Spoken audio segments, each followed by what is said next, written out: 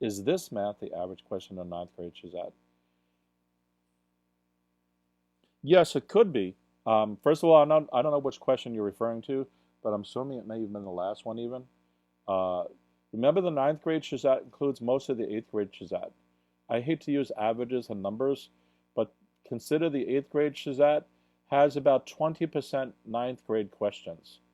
That might be a better way to say it. All right? So that if you take the 9th grade SHSAT, most of it's going to be 8th grade SHSAT questions, even if it's half. So the 9th grade SHSAT is not just subtract all 8th grade stuff and everything added into is strictly 9th grade stuff. Consider the 9th grade SHSAT a superset of the 8th grade SHSAT, both in the ELA section and in the math section. So what they basically do is take 20% of the questions away or 30% of the questions away and add higher level problems into that. All right? I don't know if you're still out there. Which makes it a little whammy. What they're trying to do is always keep this confusing and mysterious. They don't give a topic list. By the way, guys, I do provide a list of topics on that. You know what? Let me post a link in here while we're talking about this. So this is a math topic list video. Is that? And this is an ELA topic list video.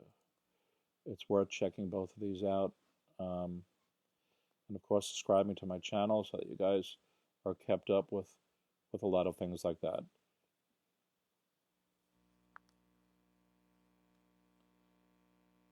Is the 8th grade SHSAT? Is this for 8th grade SHSAT or 9th grade SHSAT? Currently, this is 8th grade SHSAT, but I've also done other streams where I want to make it clear that if you're doing, see, the kids who take the 9th grade SHSAT, they're always like, what's the 9th grade? What's the 9th grade? What's the 9th grade? But most of the tests are still the 8th grade SHSAT. And then when we do a table flip, the 8th grade SHSATers should still look at the 9th grade SHSAT stuff. First of all, because they can always throw a harder question into the 8th grade SHSAT. And then this question's right at the borderline, which is 8th or which is 9. It's kind of hard enough to almost be a 9th grade, but more easy to almost be an 8th grade one. So in my opinion, a 9th grade SHSAT should study both sections, and an 8th grade SHSAT should also study both sections. Okay? And just if you're doing the 8th grade, just avoid the super top, the top stuff. Because they can both have aspects of trigonometry, which is triangles in them. They can both have aspects of angles, because even doing angles on a triangle, you guys should know that quadrilateral has 360 and a triangle has 180. And if they give you an angle and ask you to figure out another angle, there's certain things you should be able to figure out whether it's 8th grade or 9th grade SHSAT. And by the way, just to give the example, sometimes in grade 8 they'll throw something in like 2W equals 8W plus 10 or something like that. And all 9th graders and all 8th graders should be able to do this. In fact, even kids younger than that should be able to do it, right? You just subtract the W's and get rid of the constant and so on. So there's ways to compute all these things. So you could argue, oh, that's an easy question. Well, that's my point. That's my point. So they mix and match a lot of these often. So we're not always sure what's going to exactly be on what test. And again, they do this on purpose. So I like to think of it that an 8th grader should know all the 9th grade material as well, because the material that's 9th grade, it's not super duper 9th grade. They're not going into the top abyss of geometry and trigonometry and so on and stuff like that. Even if this was like SOHCAHTOA, whatever that is, right? You don't really need to know that. That's not required. So you may have a problem that is best solved by SOHCAHTOA. So a 9th grader might use it if that's applicable for the 9th grade test. But an 8th grader who doesn't know SOHCAHTOA, they might still give the question, but it has an alternative solution.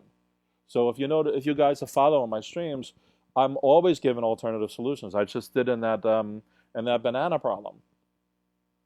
And that's one reason why I'm giving it, because sometimes it applies to grade 8, sometimes it applies to grade 9, and sometimes it's just worth knowing the alternative to add to your kind of solution toolkit.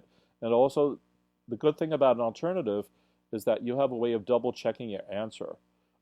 Because what happens often is sometimes, let's say you end up, I don't do the computation, but W equals -2 or something like that. Let's say you made a mistake. So the problem is some kids double check it the exactly same way, and they're still going to get the same wrong answer. What you want to do it is a completely different way so that you verify that the -2 probably is the answer. There's no guarantees here. So if you're an 8th grader, like for instance, they almost never give anything involving SOHCAHTOA on the 8th grade test. But if you're an 8th grader who happens to know it, and you can apply that to the 8th grade solution, go for it, right? All they care about is what is on your bubble sheet, not how you did it. And part of the SHSAT is not so much that it's asking you about a certain feature list, like is it going to give us a calculus question, or is it going to ask for the sine of an angle or something like that. That's not what the SHSAT's about. The SHSAT's about being creative thinking when you have a novel problem in front of you. Are you intellectually astute enough and mathematically astute enough as well, obviously, to use the knowledge you already have, right? Again, that's what separates us from, say, the state test. The state test is more like asking you, we taught you sine, can you use sine, right?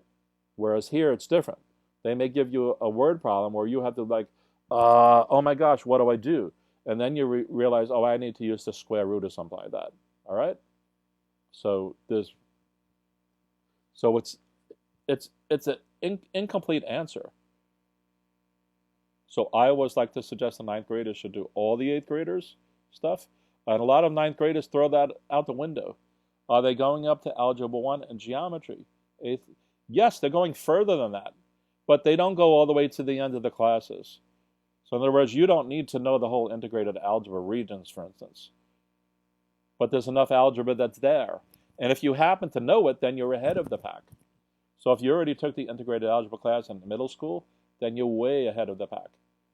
No, they're not going to go as far as Algebra 2, but that said, they don't tell us that.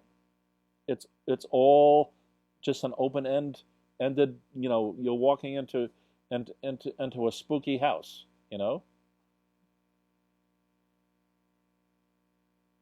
They're more keen on you solving problems in unique ways than giving you extreme solution mechanisms, which you have to figure out. So, for instance, like they may give you a quadratic, even in grade 8, they may give you something that involves the quadratic equation, but you don't have to solve the quadratic equation to do it.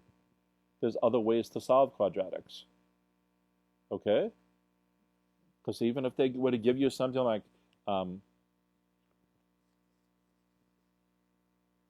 x squared equals 9, that's a quadratic. Because what we have is x squared minus 0x minus some 0. So that's all 3 terms for that. But most people say, I wouldn't use the quadratic formula to solve this. You would just figure out that it's 3 and minus 3 right there. Okay, so that's part of what my point is. So they're not going to say it has to be the quadratic formula.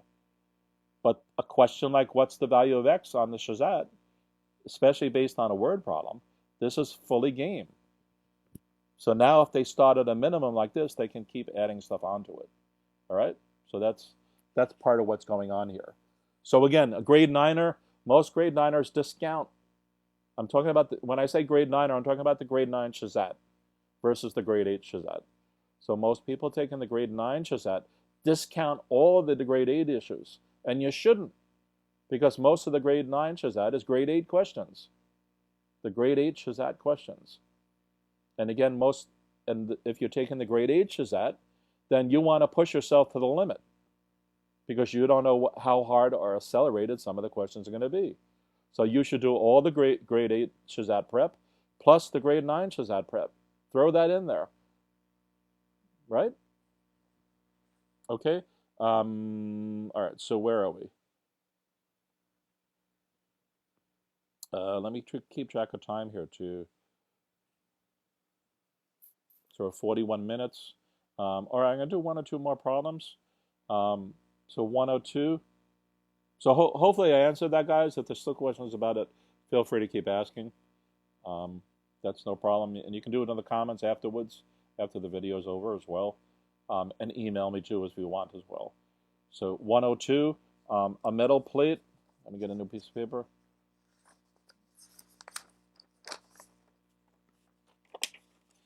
A metal plate used in an electronic device must have a thickness of 0.02 inches. What is the with an allowable error of 1%? Give me 1 second, because I'm talking too much.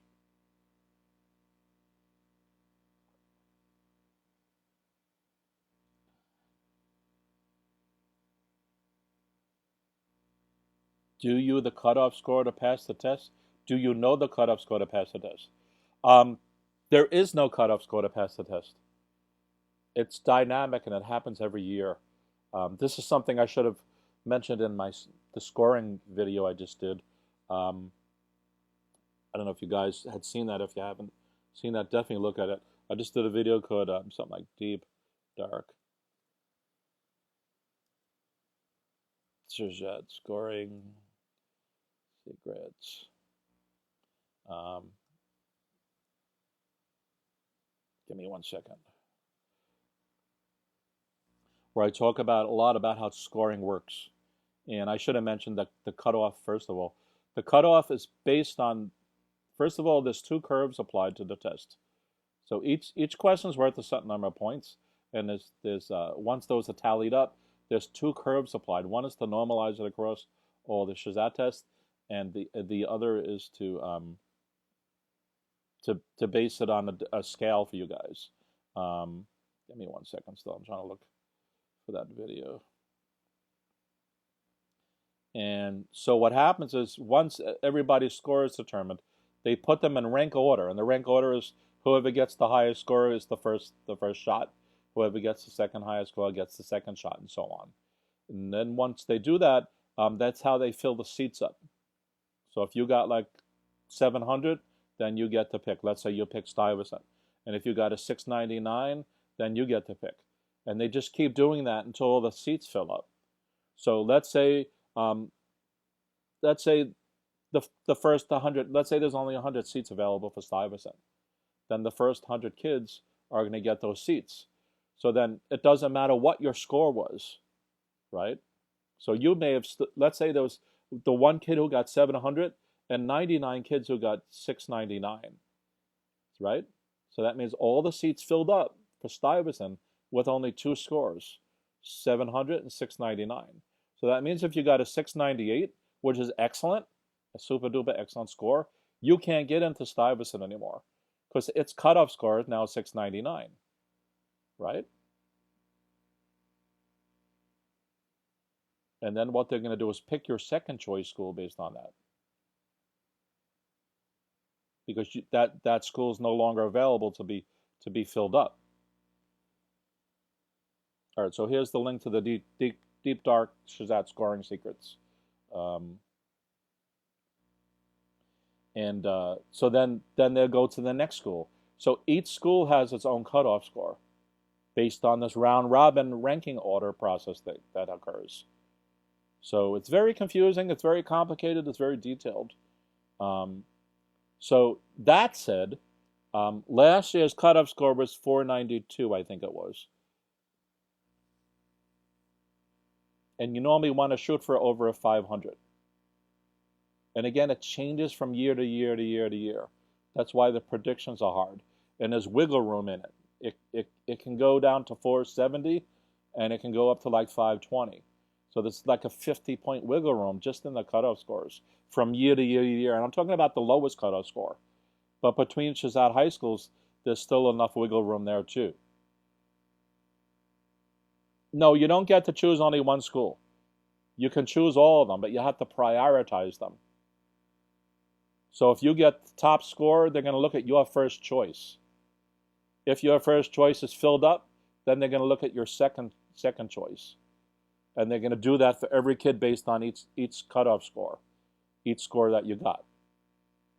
So for argument's sake,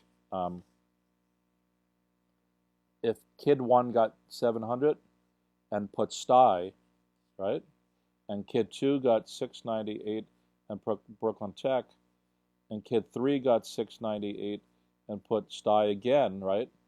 So that's how they're going to do it. But let's say that it's not the first one of us 104 and 102, 103, right? And that we don't care where you're positioned or what your score is, and so let's say there were 3 kids who put STI, and for the second choice, the 102nd kid put this one. So let's say this kid gets the last Stuyvesant seat. So now your next in turn, despite what your score is, you can't get a STI seat anymore because it filled up. So what they're going to do is go to your second choice school and say, is there any seats left for Brooklyn Tech? So you can put from 0 to all 8 schools, right? There's 8 SHSAT schools. And you rank them on the bubble sheet. There's a bubble sheet that you put your answers in. Well, before the test starts, you're going to rank all your orders. There's a bubble sheet with a bunch of columns. If you look in student handbook, this is all in there, all right? And it's going to just round robin. It's going to round robin up and down here this way based on your rank, and then round robin that way across your choices until it finds a hit. So your order has to be carefully determined. And there's patterns that happen from year to year to year. Like put in Stuyvesant, let's say you put all 8 choices, it wouldn't make sense to put Stuyvesant last. Because that's a highly sought after school, and its cutoff score is normally higher than all the others. All right, so that would not be a good choice to do. I put 492 here, I never hit enter. Okay, so there's a whole bunch of logic here that has to happen on this testing. That's why I keep mentioning, a lot of you guys go into tutoring centers and so on, and you're just being processed like droids, and that is not the way to approach this test. I know kids who have taken 30, 40, 50 sample tests. That's ridiculous. That's absolutely utterly ridiculous. It's a waste of time. It's a waste of money. It's a waste of energy. That is not using your strengths and weaknesses to pass this test. If your goal is to maybe get 100% on the test, all 57 questions right, then maybe, yeah, you should be doing more testing. But if your goal is just to get into STI, you don't need to do that. And there's a whole bunch of different aspects to acing this test, which is understanding how it's scored, understanding the cutoff scores. That was the point of that last Deep Dive SHSAT scoring secret video. But I'm going to do a part 2 to that, by the way, guys. I'm extending the program to add more features. It's also going to put more averaging in that I had in the past. I added at least one more model to do things. I added so that it, based on your score, it can give you a prediction which specialized high school you might get into. And I also going to add that into the discovery section, so that if you don't meet the cutoff, there's a second shot for students in need. And there's a different set of cutoff scores that the DOE makes for those a couple of weeks after they release the cutoff information score stuff. So my program is also going to do a calculation based on that and make a prediction whether which specialized high schools you might be able to get into for the discovery program as well. And I added a whole bunch of other features as well, and I'm still going to add a few more. So I'm going to do a second video to this Deep Dive SHSAT scoring secrets. Okay, so here's what I'm going to do, where we spent a bit of time on other things, which is just fine. I'm going to end this now. So if you guys have any further things, please ask them. I'll just talk for a couple of minutes or whatever more. I won't do any more problems at this point. We'll just continue the other problems on through the week. There's always another stream to do. There's always another problem to solve. So please like the video. Please subscribe to the channel. And feel free to email me at any time. You could also do video suggestions. I do a whole bunch of live streams. I just don't go over handbooks. I do a whole bunch of different kinds of streams. Sometimes they're philosophical. Sometimes they're just lightning rounds to get to do a certain little topic. Sometimes there's stuff like the handbook here. Sometimes I'll theme it, maybe just about word problems. Sometimes it'll be about how to register for the test. There's a whole bunch of different stuff I have here. Look through my videos. And all right, if nobody has anything else, peace out, people. Have a great day.